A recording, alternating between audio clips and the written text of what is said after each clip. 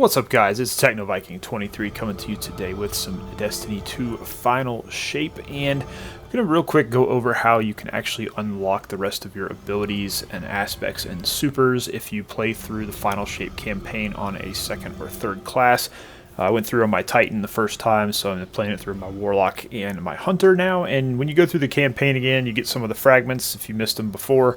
Like some of the hidden chests, if you didn't pick them up the first playthrough, you can go and get those, but that's just mainly for the fragments. You are going to be missing some of your aspects and your abilities, like your grenades and a couple of your supers when you get finished with the campaign the second or third time you go through it. So what you're going to want to do is very simple. Come into the Lost City area. You're going to go up where Ghost is, where your contacts are, and there are going to be 6 total adventures up in this area that you can run. These are repeatable for some reason, which doesn't make a lot of sense because you don't get anything for running them a second time. But the first time you run them, you will unlock these abilities, aspects, and supers, and it'll kind of show you that when you go over to the adventure and hover over it, it will show that it's going to award you something. So you're going to want to go through, play all 6 of these. They're not really super hard. There are some that do have no respawn areas when in boss fights, but not really anything too difficult. There are a couple that are pretty mechanic heavy, like when you're going up against Savathun and you have to throw orbs at the signs and some other things you wind up having to do. But they are a little tedious. They can take you some time, especially the Cabal missions, because you have to go and do these platforms that require a lot of jumping, and then you have to get back to a zone to warm up from this biting cold debuff that you do get.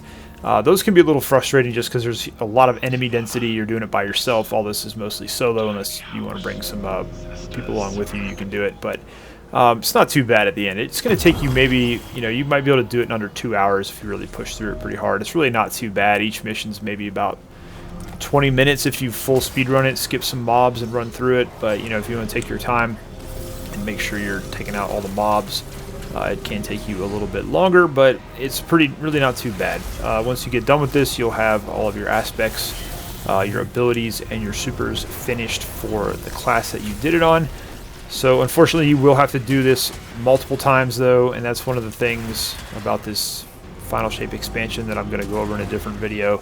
Everything just is so tedious. It's like having a second job, having to go through and unlock all this stuff. But I will say it's not as bad as having to get stasis when Beyond Light came out. That was a real slog.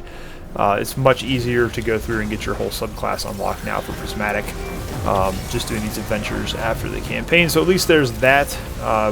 Kind of a wash between this and getting Strand finished when we first had Neomuna, but it's much better than the stasis grind when Beyond Light came out, so I'll give it that much at least.